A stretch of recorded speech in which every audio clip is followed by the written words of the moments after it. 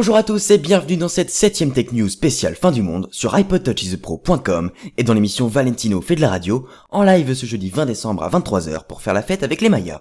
Cette semaine j'ai pas mal surfé, non pas sur un tsunami qui d'ailleurs ne devrait pas tarder, mais sur le net pour vous dénicher le meilleur de l'info.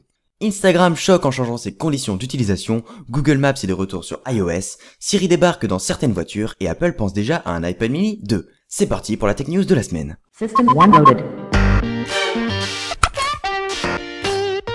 Cela ne fait même pas 2 mois que l'iPad mini est sorti et Apple projetterait déjà un iPad mini 2 doté d'un écran Retina. L'écran de 7,9 pouces de cette première génération verrait ainsi sa définition passer de 1024 par 768 pixels à 2048 par 1536. Un tel appareil ne verrait apparemment pas le jour avant 2013.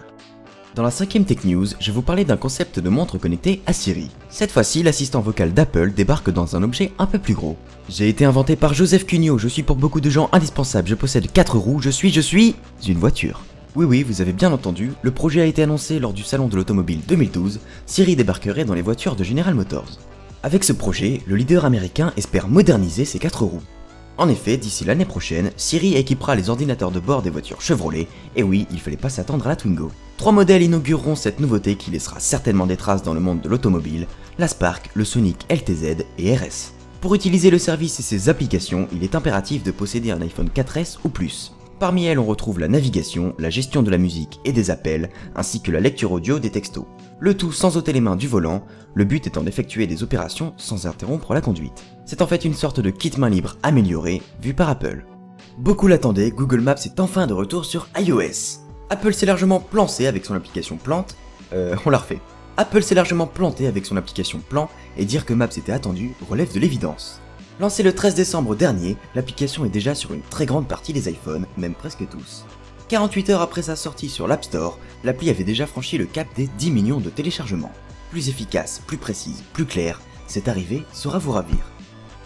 Depuis quelques jours, les utilisateurs d'Instagram, appelés sobrement Instagrammers, sont en panique. Lundi, la société a annoncé l'actualisation de ses conditions d'utilisation, s'offrant ainsi le droit de revendre les photos de ses utilisateurs sans compensation pour ces derniers. Beaucoup ont alors menacé de fermer leur compte. Mais est-ce vraiment nouveau? En fait, Instagram, tout comme Facebook, a déjà la possibilité de revendre vos informations. Cette mise à jour a fait beaucoup de bruit pour pas grand chose et la plupart des utilisateurs en sont fiers car la firme a décidé de faire marche arrière. Elle avait en fait juste rendu public une partie de ses droits, rien n'a changé. Si l'on regarde bien les conditions d'utilisation actuelles, on constate que ces droits existaient déjà et existent toujours. Ils sont simplement formulés différemment. Est-ce vraiment étonnant de la part de Facebook? Si ce dernier modifie régulièrement ses conditions, c'est certainement pour embrouiller un peu ses utilisateurs. Sachez que quand vous publiez du contenu sur une plateforme qui plus est filiale de Facebook, il ne vous appartient plus. Pour conclure, c'est la note sur le blog d'Instagram qui a mis le feu aux poudres et révélé quelque chose qui existait déjà, mais que peu de gens avaient lu jusqu'à présent. En exposant de manière plus claire ces conditions, Instagram s'est finalement tiré une balle dans le pied et a créé un problème là où il n'y en avait pas, ou presque. Vous pouvez alors continuer à partager vos repas du midi ou tout simplement clôturer votre compte. Voilà, cette Tech News est terminée, j'espère vraiment qu'elle vous a plu. Si c'est le cas, vous pouvez vous abonner à ma chaîne, comme ça mes prochaines chroniques s'afficheront directement dans votre accueil YouTube. Vous pouvez également me suivre sur Twitter, ma page Facebook et m'ajouter sur Skype pour discuter de temps en temps. C'est aussi les trois sont aussi très pratiques pour la question de la semaine qui arrivera juste après.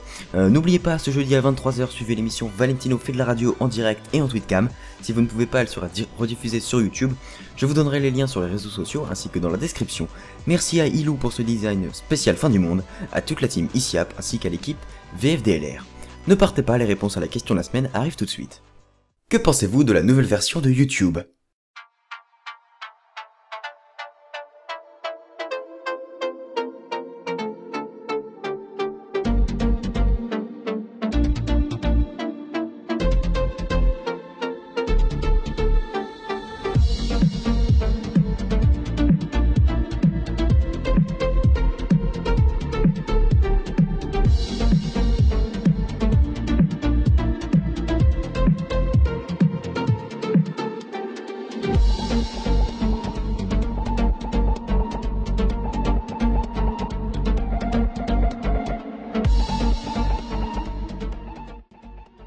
Voilà, merci à vous pour ces réponses, je ne les ai pas toutes sélectionnées mais j'en ai pris pas mal. Ce qui est sûr, c'est que de tous ceux que j'ai pris, il n'y en a pas un de positif. Tout le monde déteste, on va dire, cette version YouTube. J'espère que ça changera bientôt, au moins qu'on pourra voir les commentaires sur l'accueil YouTube, c'est ça qui me manque le plus. Et aussi, comme l'a dit une personne, je sais plus qui c'est, désolé, mais tu te reconnaîtras, on ne peut plus voir les autres vidéos du youtubeur en fait quand on est sur une de ses vidéos, donc c'est un peu embêtant, on est obligé d'aller sur sa chaîne, c'est quand même pas pareil. À partir de maintenant, les réponses se présenteront comme vous avez pu le voir, c'est quand même moins long et moins fastidieux on va dire, avec une petite musique, c'est sympathique. La question pour la semaine prochaine est la suivante, que pensez-vous de cette polémique sur Instagram? Voilà, c'est une question toute simple encore une fois, mais qui me semble assez importante, comme ça on pourra mettre tout ça au clair et récolter plusieurs avis.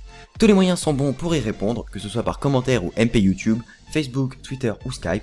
Pensez à partager cette vidéo afin de récolter plus d'avis pour en former un global. Allez, je ne vous dis pas à la semaine prochaine et bonne fin du monde.